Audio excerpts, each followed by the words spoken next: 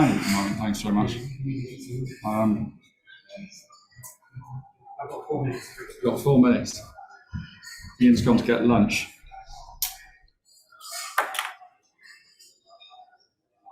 I'll be outside anyway. Oh, no, brilliant. If you do need anything, just... Yeah, we should be good.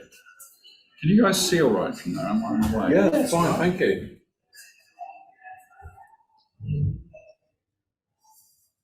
Yeah, I've been in the ISO meetings, you see, so I've not been so much part of this, although I was involved in the whole age verification piece right years ago when we were still working with Parliament, basically. And the irony is that I chaired the group of companies that potentially could do the authentication, many of whom were part of the Verify program. And then Rachel O'Connell was doing the sort of trying to do the customer side. So, and at that stage, it was nearly all the pornography industry. There was nobody else at the table. I think we had one company there from the dating, because dating was a big issue and so on. So, of course, the world's moved on quite a bit since then. So it's a bit of a trip down memory lane for me. It's fun. How are we doing time-wise? We've got a couple of minutes.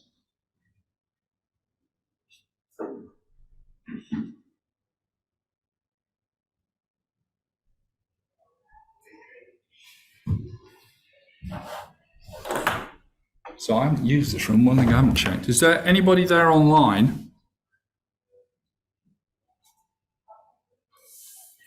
I don't know. Hi, is there anybody there online? Hello? Hi, can you hear me okay? Yes, I can hear you. That's brilliant, thank you.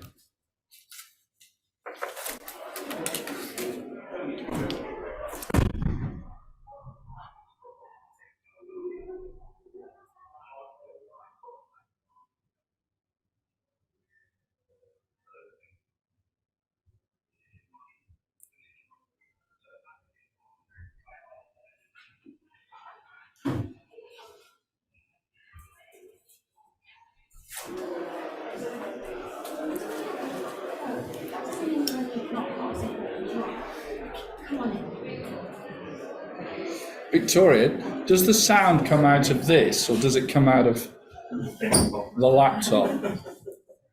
Sound?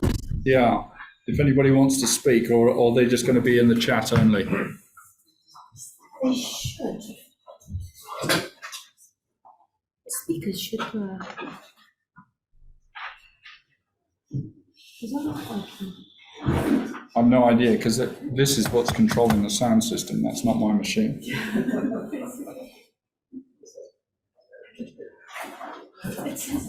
Okay. Are the They can delegates hear me. They can hear me online, online. are they able to hear you? Yeah. Have any of them spoken back to you? Yeah, Is no, I it got one of them clear to for the speak back room to to me. hear, or Yeah. is it not really very Well, loud? let's see how we go. Is that the only microphone? Is the machine mic? Yeah, but it should be coming through the television as well. Yeah, that's coming this way. The question is the mic okay going out? Sorry, can I just do a check online that people can hear okay? Yeah, I can still hear.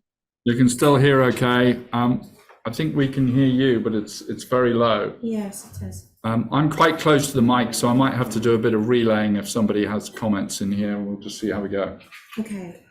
Okay, we're past. We got 25 minutes. I'm delighted to meet you all. My name is Patrick Curry, and I was just explaining to the colleagues here that this is a trip down memory lane, me coming back into an age verification context after many, many years when we were sort of involved in this stuff with Parliament and the Cabinet Office and so on. And so I'm here to learn today.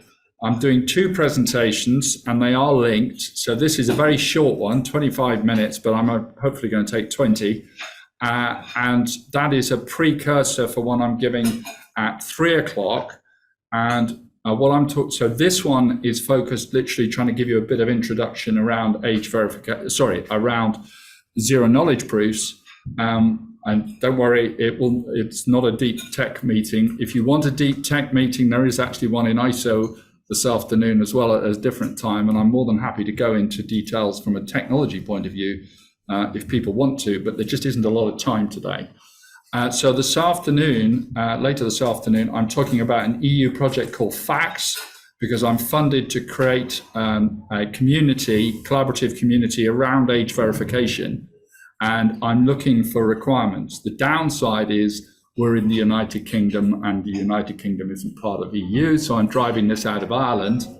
But it's an innovation program. So there's opportunity then for if I've got an EU requirement that happens to touch UK, whether it doesn't matter which direction the requirement goes. So if you're trying to do something on age verification of a French citizen for a British university, that's in scope, if that makes sense.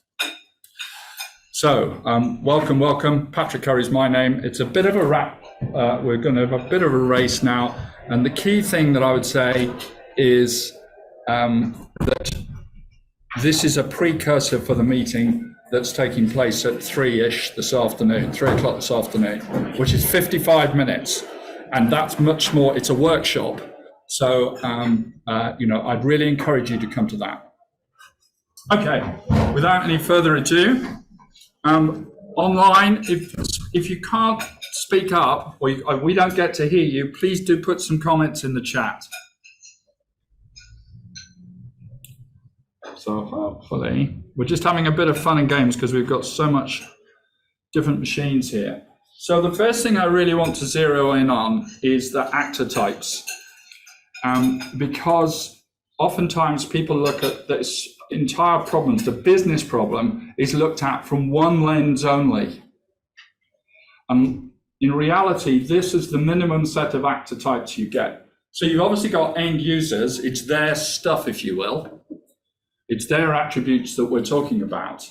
We've got relying parties that want to offer business services to whoever those users are, the individual users. But those relying parties can only do that if they're able to meet regulatory requirements. Oftentimes, not always, but oftentimes there needs to be a trusted intermediary somewhere, oftentimes an IDP, and I guess most of the people that are organizations that are here for the age assurance activities are effectively a trusted intermediary, because you're dealing with corroborative data. You're not the authoritative source for passport numbers. You're not the authoritative source for somebody's birthday and so on. That's from a legal point of view, that's not really the case.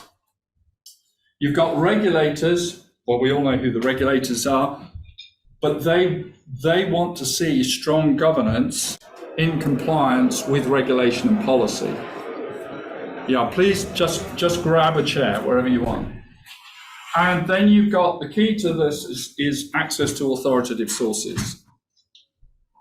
And do the authoritative sources, can they provide the authoritative data? That doesn't mean it's always the most accurate, although I'd like to think in an age verification context it is.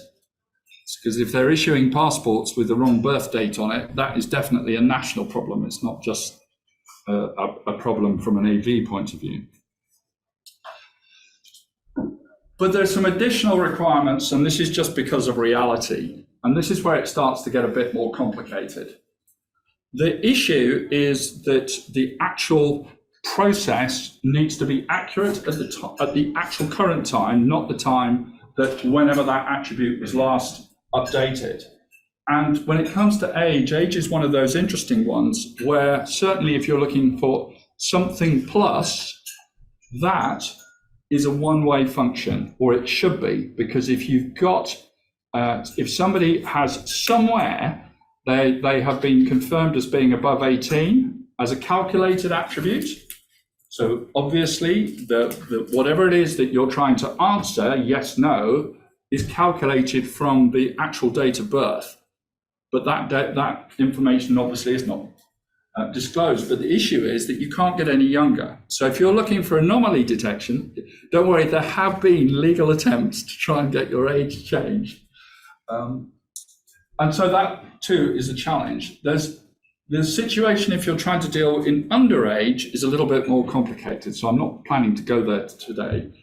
But what I am going to do in the workshop this afternoon is talk a little bit more about specific requirements around different ages, because there are different regulations attached to those. So it depends this is very contextual. The bit that we've been talking about here next door in the ISO activity, this is where these standards, the group that's here next door, that's where these standards are maintained. So 29115, I would argue, is the sort of mothership. It's been around for a long time, but that's for authentication. And 29003 is identity proofing. So the question here is, when I'm going to do an enrollment, so you're taking somebody on board for the first time, you're capturing that information as an IDP or indeed as an authoritative source. You want to be able to know that you have a very, very strong, the data is really accurate, and also on that, you want a very, very strong identity entity binding. So this needs to happen during the enrollment process, and it needs to happen at runtime. And that's very contextual. Going into a nightclub gives you a different authentication challenge than trying to do something, say, in a university or whatever the entrance is where you're trying to prove age. And of course, we're talking about differences as to how and where the individual, the end user or the citizen is involved. There's also the requirement to monitor what's going on from an anomaly detection point of view, and that happens in two areas: transaction operations, i.e. what's just happening from a business point of view, but also within the data. And one of the biggest problems that exists, not so much in age, I do understand, but it certainly happens in other areas in finance, is that organizations' own data, their quality is not as good as they claim. And oftentimes, very often, it doesn't even meet legal requirements for data quality. So data quality is a huge issue. And as a result of that, not only do we have positive and negative issues, but we have problems with organizations saying, this is all getting too hard, so I'm not going to offer my data at all. I'm not going to make it available. And this is true in many sectors, including banking, and finance gets everywhere. So, moving quickly on. So the question really comes down to, this is not a debate really about sharing information and exposing information. It's about validating claim data. I want to do something so that I can confirm that what I think I know, or what the customer is telling me, is their claim data, that is actually correct. And I want to do that against an authoritative source wherever I can, partly because the liability then passes to the authoritative source in the eyes of the regulator. It doesn't pass to me. So how do we do that? Well, there are techniques, and they're known as privacy enhancing technologies, that can help with this. And there are three main, there are more if you want to talk to different kinds of people, but there are three main kinds that you will hear about, and particularly if you're in the counter fraud world. One is zero knowledge proofs, where I just want to validate something that Dennis, in my case, looking around the room, Dennis and I want to validate something with Dennis, but I don't want to share, I don't want to expose my information in case I'm wrong. Secondly, it might be, and I can do that for a one-to-one, or I can do it for a one-to-many. Secondly, is a different one. This is where you've got data being processed with a distributed algorithm. So the algorithm is run on lots of different organizations, and it's run on their local data, and their data never leaves their organization. There's no data pooling. So this helps to solve a lot of other kinds of problems, and it was very useful in some countries for COVID. And then we get to another technique which is useful in some scenarios, homomorphic encryption. And the point here is that you don't need to decrypt the data and then do your stuff and then re-encrypt it. So it will, logically, it will be able to, you can carry out your function or your process without decrypting the data. Now, all of these have their pros and cons. They're not interchangeable at all. They do different things. And you will get advocates for each one. The reason that I'm talking about a ZKP is because that's what we're using in this EU project.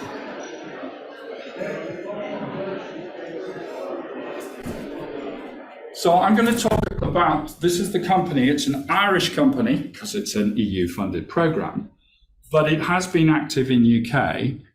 And this is an example. I was going to say there are others. There really aren't that many because this is one that is actually operational. Before I start, so this company is Sedici, based in Waterford, but it was the first to be approved by the Cabinet Office for a Home Office pilot on passport data validation.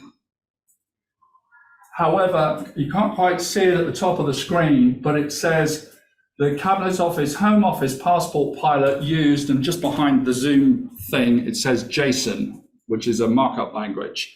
So it didn't use ZKP, but what it was doing was passing a data set across.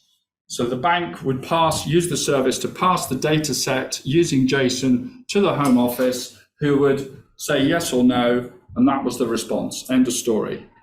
We said it's really clumsy and it's not privacy preserving. And we proposed that they replace that with a ZKP solution because you'd have had no passage of data.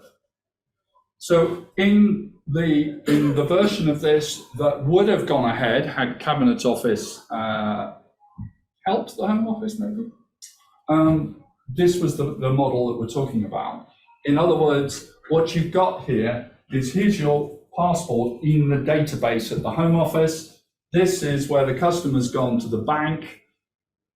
What they've done internally is that each piece of data has been mapped in the DMZ or a zone on their infrastructure, so it's completely under their protection to create, in this case, a mathematical transform, a ZKP.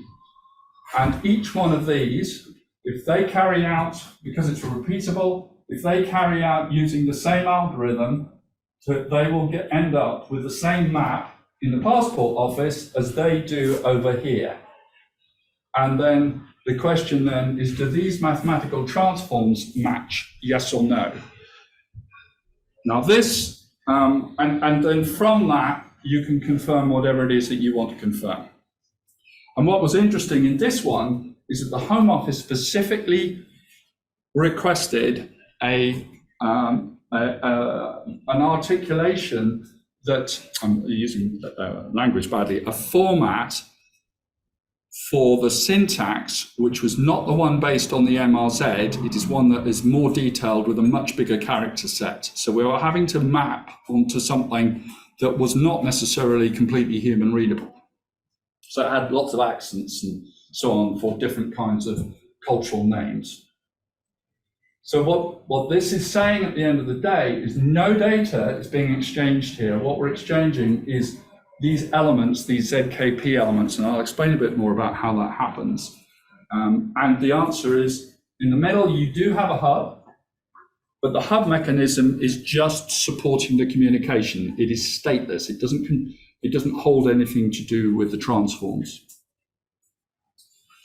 So just a little bit more about that. And what I'm just touching on here is a project that's happened in Ireland. Why? Because this is fully operational, and this is address verification, and we're looking to reuse the capability, but specifically for age verification. So this is live.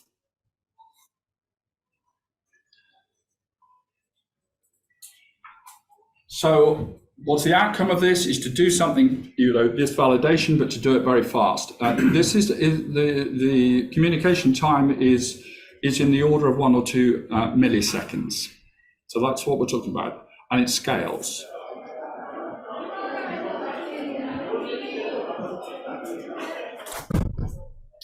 So this is what their technology does, and it's based on ZKP. I'll just let you read that.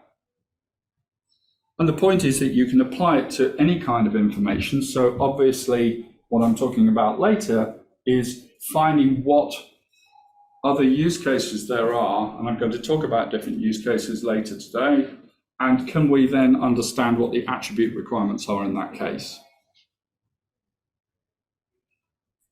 And so, coming back, this is directly relevant, in my view, to the original Home Office pilot. So we've got Emily here, and she wants to be able to assert something about her identity to a relying party organisation in all sorts of scenarios, and I'm happy to talk about any of those scenarios. In this case, we're talking about address verification, so because I said we're talking about Ireland, so the MPRN is their ID number in Ireland. And so outside of the ZKP, in order to do a record identification before you carry out a data match, it's using a hash function at the top. And then you're doing the match or fail against the elements from these ZKPs of the original data. So the data's sitting here, and that's just a label, and then the map is sitting separately. And the only external facing data is elements of the map. This is approved under GDPR by the Irish Data Commissioner, which has meant that all the relying party organisations, banks and what have you, have gone, you have my attention. And what I should have said was, the single source back to this is this, the AIR code. So the problem with address verification is, apart from a data point of view, because there's so many different formats, the problem with address verification is that most of the authoritative sources we don't have anymore in this country. There is no single source. And there are things that could be done to address that, but in Ireland, they do have a single source, and it's their national energy provider, and it's called ESB. So ESB's unique identifier is mapped to their internal address, which they obviously know because there's a cable that goes to that location, and that's the critical thing. There is a physical connection to the address which can be tested systemically in real time. That's really important for address verification. So hopefully I'm making sense. Nobody's asked me any questions yet, which means either that it's going really well or really badly.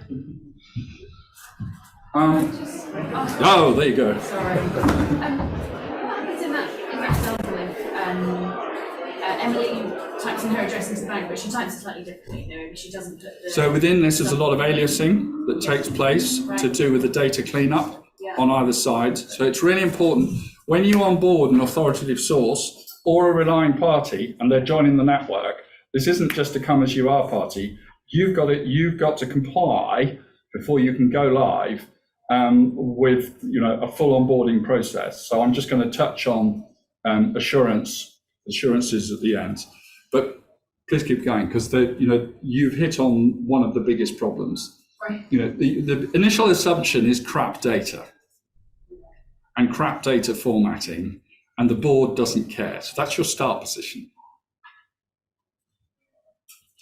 So I'd love to see an ISO 27001 equivalent for data. We don't have that. Data quality. Can I just ask something on the slide? I'm sorry? Can I Yeah? just ask something? So what's the point of using ZK proofs to do this equality matching? If all you're checking is for equality, why can't you use solvent hashes, for example? So the problem, there are, if we start to get into the technical side of the equation, there are problems with hash functions in the eyes of the national security authorities. That's the root issue. But then ZK proofs also have to output some sort of anonymized representation of the data. No, it does, but it doesn't have to produce, it doesn't have to produce a full hash function equivalent. I don't need. Which slide am I coming on to? I think I can't remember if I've got it in this deck or not. I tell you what, would you mind, because I've only got 10 minutes left, but by all means, let's have that question later on this afternoon because it is part of the debate.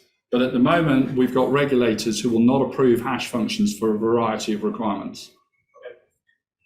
Sorry, Patrick, but Adrian here, good to see you again. A more basic question to that. What's the privacy problem we're trying to solve when both parties already have the data? Yeah, but you don't know. So Blink, this is the problem. If you and I want to check that we hold the same information, that's the opening premise. But I don't want Mike to expose what I've got to you in case in case you go, there, I haven't got that. And I have no idea whether you're telling the truth or not. So I asked Dennis over here, can you be the notary? Can you be the independent check? So he looks at your stuff and you look at my stuff. So it's not the case that one party is the authoritative source. And No. you're saying, I've got this Well, data, is it this can- correct, yes or no? No, but that is true in this particular, if I'm in the right one. But that is true, sorry, this is the authoritative source. That is true in this particular scenario. I've got a relying party who wants to check that what the customer's given is presented to them is actually valid as far as the authoritative source is concerned. Yeah, and if the answer is yes, what the data you hold is correct, then Then that's it, job done. And if it's incorrect, I know it's incorrect, but I don't know Well, what it's the correct failed. answer is. Now you've got an out-of-band investigation, and you either go back to the customer, to this lady's point, and say, yeah, there's a mistake in your data, I'm sorry, can you just double, oh, you've got married. Oh, all right. Did you tell the passport office that you've changed your name? Could I not just share the data though with the authoritative source? Because they've already got the correct version. Yeah, but that is an out-of-band case. The question you're making there, the point you're making there is, could the consumer then go back to the authoritative source and say, please, can you update the authoritative source? Absolutely. That's your right and your responsibility. The problem is that's not what happens today. So I'm not saying we're solving the whole problem. What we're solving is the bit between the two organizations, one that wants to provide the service to the end user and the other one that's the authoritative source, that is what the regulator's relying on. In fact, we're all relying on, if that's making sense. Yeah, I'm just thinking in today's world, you scan a document, extract some data, send that to doc checking service, passport office, whoever. They say yes or no if it's valid. And there's none of this tech in the middle. So the problem we've got at the moment is a lot of organisations will not share that stuff because I didn't really say it on too much. A big problem is that organisations are scared of exposing data which then turns out that they hold, which turns out to be false. And that can damage their reputation in a significant way, particularly within banks. So, I mean, as you all know, there are horror stories within the banks today that, the public and the regulators actually never get to see.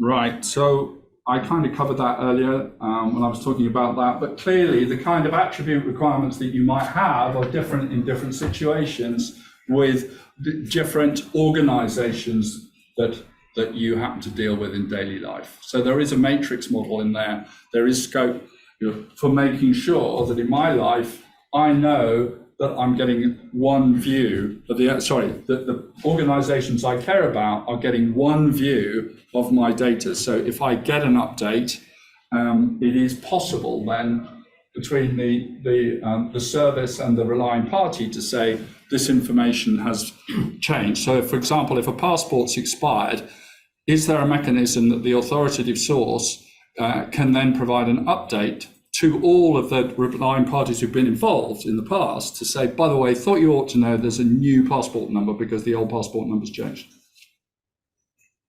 I'm not sure if you've had the chance to see our new approach to EU consent, but that will require some zero knowledge proof. But as a sort of a non-profit exercising a broad public monopoly, I noticed that some of this stuff was IP protected. Could we still use that without being reliant on the short answer is those, there are certainly ways to deal with those kinds of issues at the moment, absolutely, from a license point of view. What I should point out is there's been, there's a lot, consent is built into this, it has to be, obviously, but the point is that things like what started off as the Kantara and now becoming the ISO consent model is the sort of direction in which most organizations are going. I was hearing earlier today, there is an organization that's trying to do something slightly different, but we are getting to a situation where there is a reasonably standardized consent model that we can reuse across borders.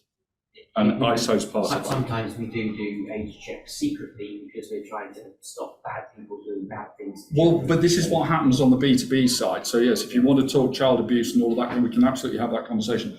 But the legal context for that is very, very different from the typical consumer model.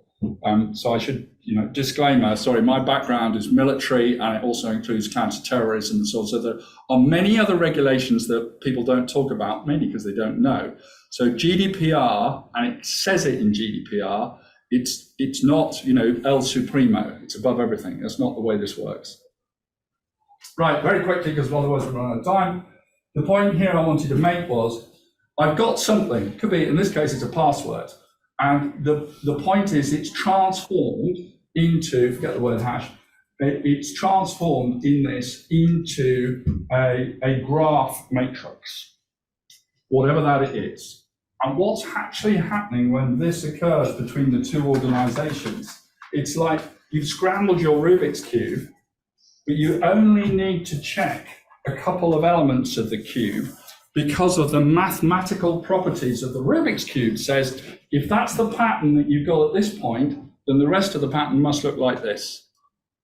So even at the transform level, you're only exposing about 2% of the overall model in order to achieve 99.99% certainty. And this is one of the advantages over a hash model because you're not exposing the full mathematical product of the hash function. So anyway, that's why this model, this form of ZKP is proving pretty attractive. Come on, nearly there. So what do we have? There is a hub. This is on the real system today. We do have a government spoke. It is talking. So this, when we talk about spoke, this is how the government oversees whatever it needs to oversee and also to access. So it's not seeing the data, but what it can do is satisfy its services to do address validation against the authoritative source, which is this one. Here are commercial examples, and they are a relying party spoke. There's relying parties who are also accessing the service, and the end user's relationship is in this model is with directly with the relying party. But of course, the end user, back to the point over there, if there is an anomaly in the authoritative source data, then the end user absolutely has the right to go and say, oi, the data's wrong. My daughter got a passport sent back to her, and magically she'd become a man. That was a bit of a concern for a while. So last slide. It's based on an AWS service, Amazon service. It is 853 compliant. And right now, and the statements are available, right now for EU, we're going through 27002, and for Canada, we're going through a SOC 2 certifications on this. Phew. Any questions? Stunned. Can I ask you to consider and capture any questions you may have, because we've got time for a richer discussion this afternoon. What I'm going to do is I've put up a couple of slides because we're bound to get some people who weren't here this time, but I'm not going to repeat all this. But what I do want to do is just to tell you a bit about Project Facts.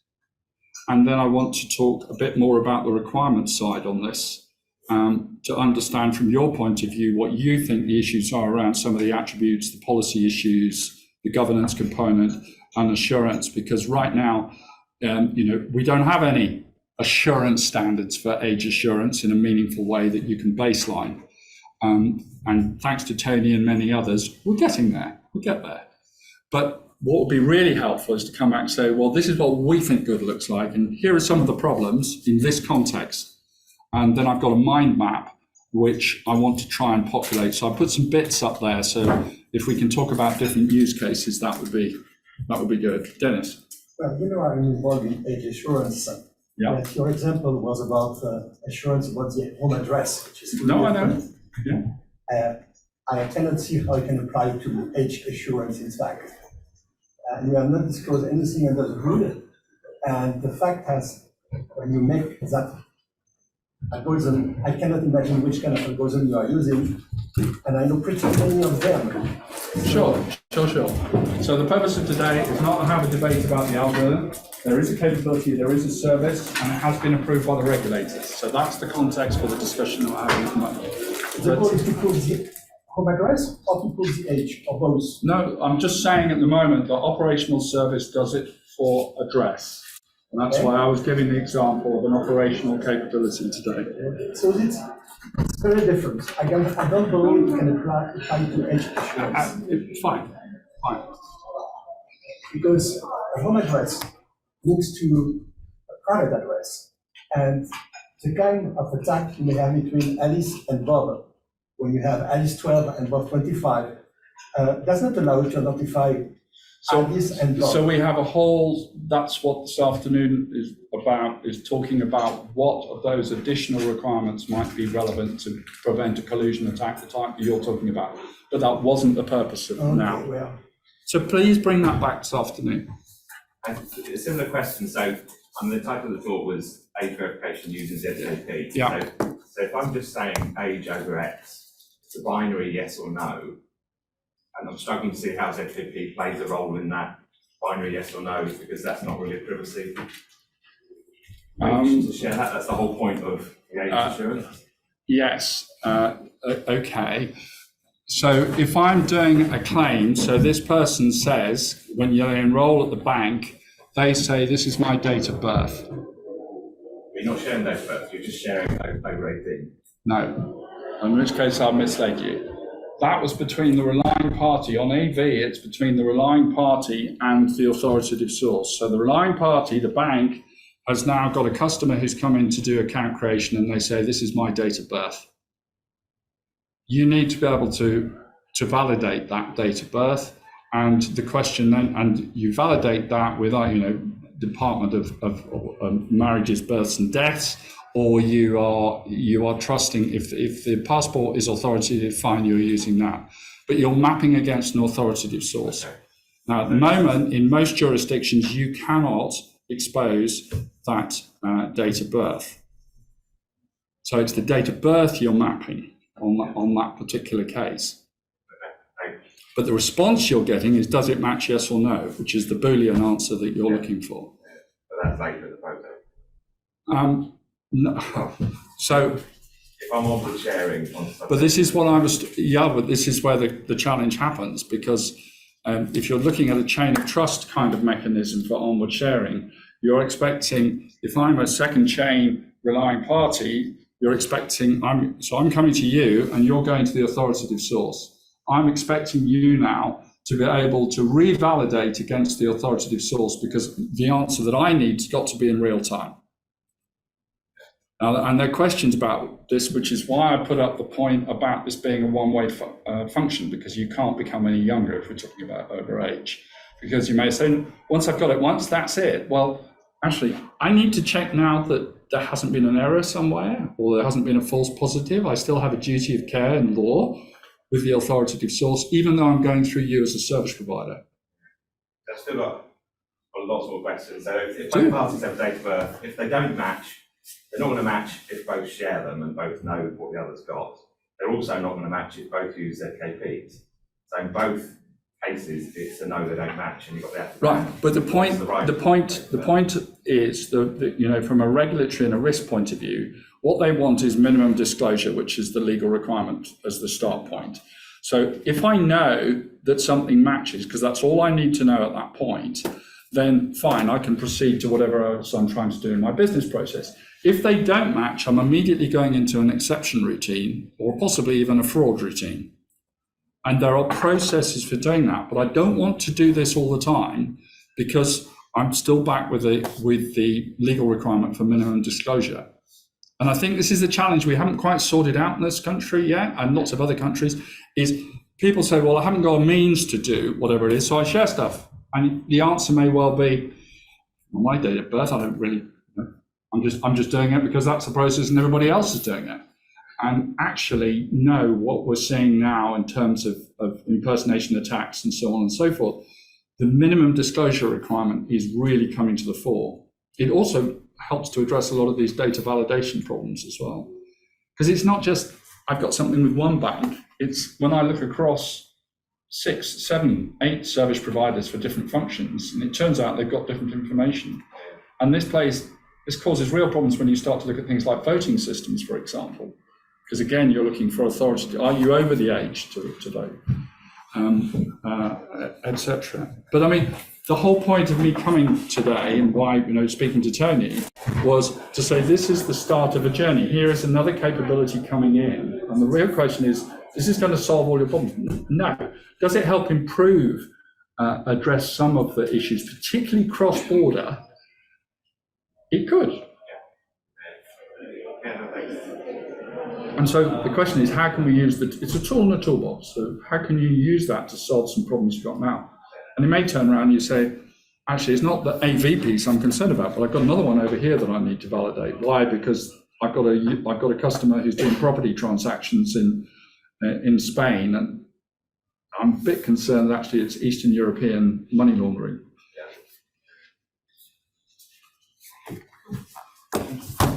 Well, I hope that helps.